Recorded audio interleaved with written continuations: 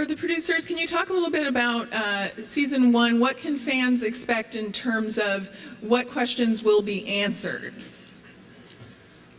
We're going to answer questions, but open some more up. So every time we answer a question, we'll introduce some other element that the audience can sort of embrace and wonder when we'll answer that. But we will answer questions. We know that's people want to know when, why, how, and what's possible. So, and Eric and Nicole have created. When I was introduced to the project, it was already a pilot. I got to read the script. I was thrilled to be a part of it, but they had answers for years. I was amazed at how much information, what they had planned, and a lot of intrigue, a lot of stuff that I still learn every day. I go, really? Is that what we're going to do?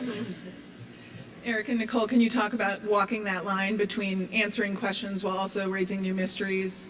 Sure. You know, I think if we tell you everything, and we tell you everything now, it'll take a lot of the fun out of watching it. But I can say this, that we will give you some answers, we'll lead you on a path, and when you think you know what's going to happen, we're going to throw a wrench in. And these guys don't even know. They don't even know half of what's to come. It's going to be fun. Sarah, you're also an executive producer on the show. How involved are you in the storytelling aspect? You know, I'm not as involved in the storytelling aspect in the sense that I'm not a writer and I don't fancy myself one. I do happen to know where it is going, so I can hold that over everyone's heads, which is good. It's been wonderful to sort of see that side of it and how it shapes and how it takes shape. And I have to say it's been an incredibly collaborative experience. But that being said, I don't write storylines. I don't suggest storylines. Unless they involve hot men. Well, yes, obviously. And the triplet. And the triplet, yeah. Can you tell us how the series first came to you? You know, I've known Nicole and Eric for a long time, and I'd been hearing about this script, and I knew I wanted to go back to television. I knew I wanted to be in one place and have sort of that normalcy that I'd been missing. And is that even a word? I read the script, and I was reading the first 10 or 15 pages, and I was like, okay, I get it. And then my friend said, no, you have to keep reading. And I was like, why? I know where this is going. And she's like, no, you don't. And then I'm like, wait, what? They're doing what? Like, can you do that on TV?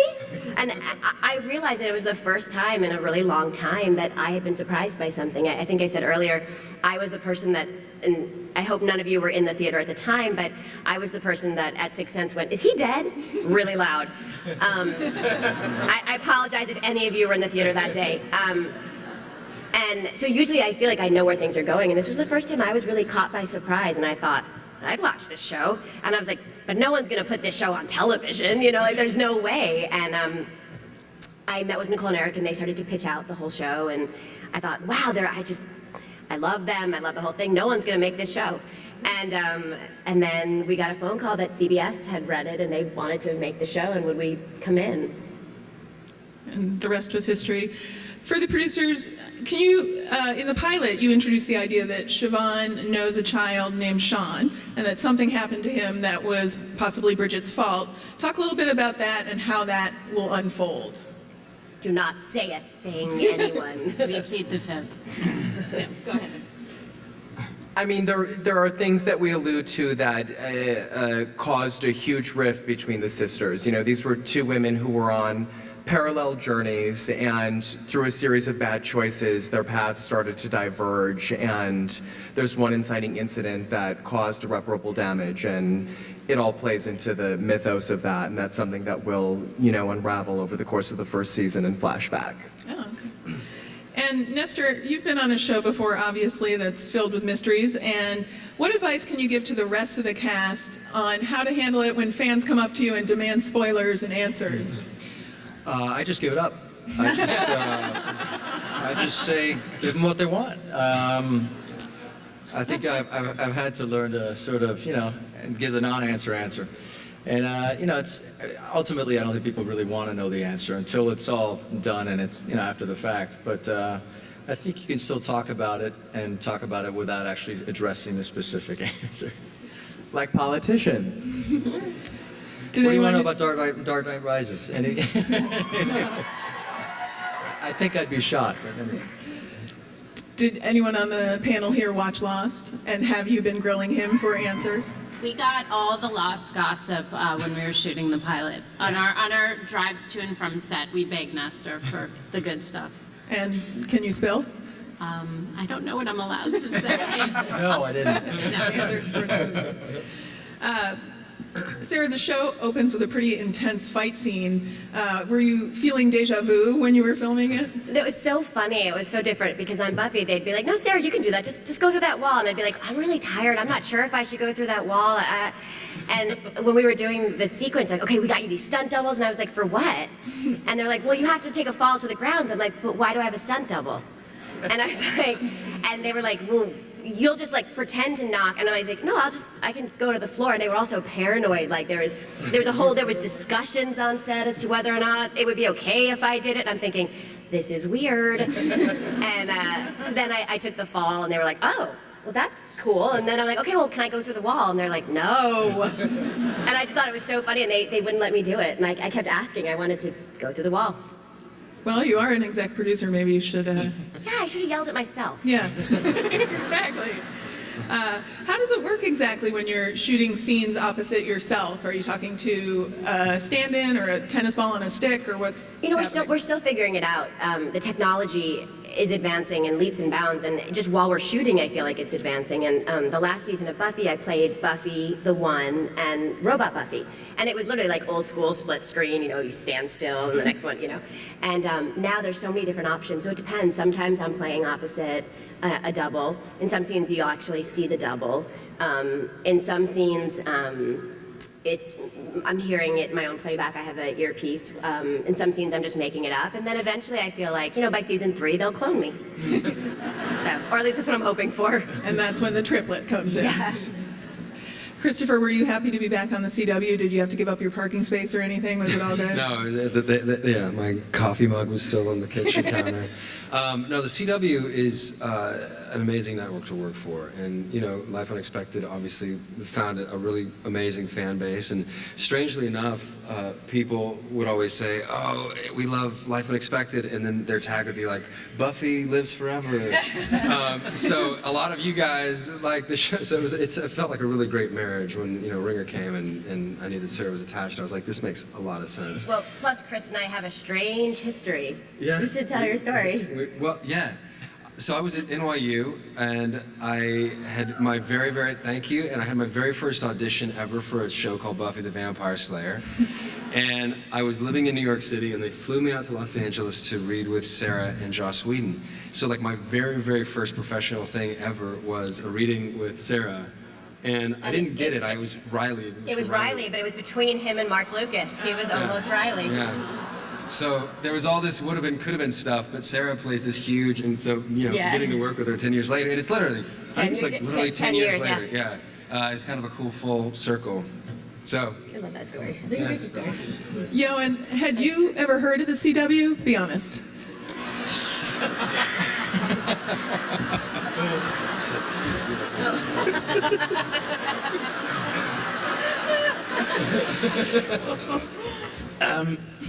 Well, no.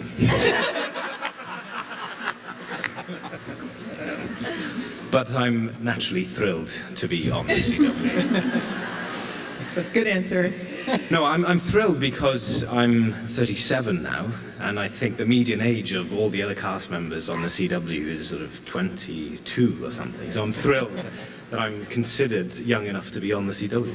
Well, what you don't know is That's that it's because like you're the Children of the Corn, parents. and at age 40, they're going to feed you to the beast. But for the producers, this is obviously a tricky show to promote in that there's so many secrets. How do you, and often showrunners do run into some tension with promo departments at networks who want to give away more than perhaps you'd like. So have you run into any of that at all, and how do you anticipate dealing with that in the future?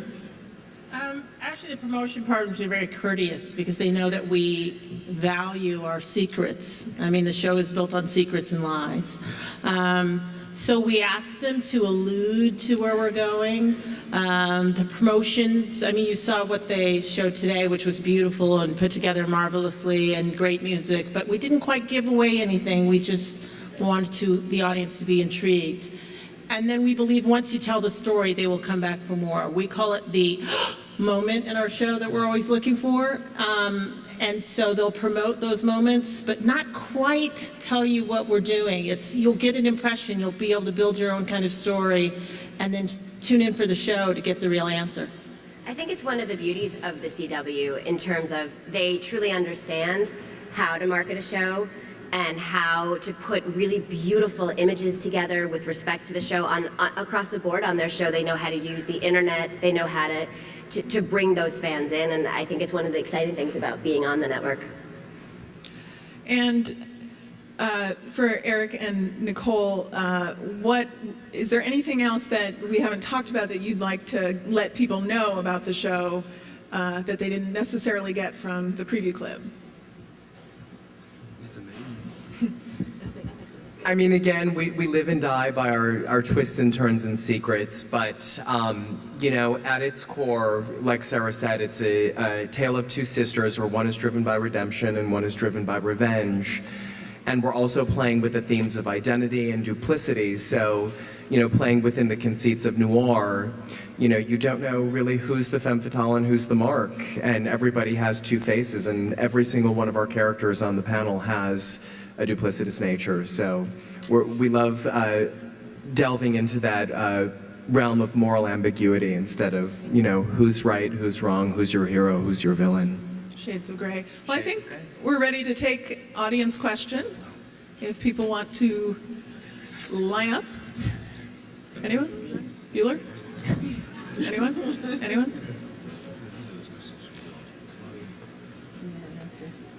Anyone? Come on, folks. You know you have a question. Hello. Hi. Hi. Well, this is a question mainly for Sarah. Seeing you play Buffy, you effortlessly showed this strong woman character who could take on anything. So my question is really, what challenges, if any, did you have switching for a character like Bridget, where she doesn't know what's going on and she's not sure where her solid ground is? I think that's the fun of it for me. I mean, Buffy was always a stretch in the sense that I don't usually save the world on a daily basis or even a weekly basis.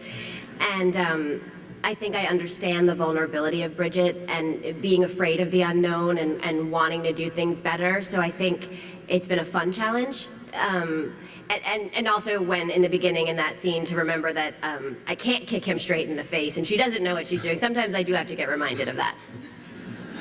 Yeah, I did. I tried to.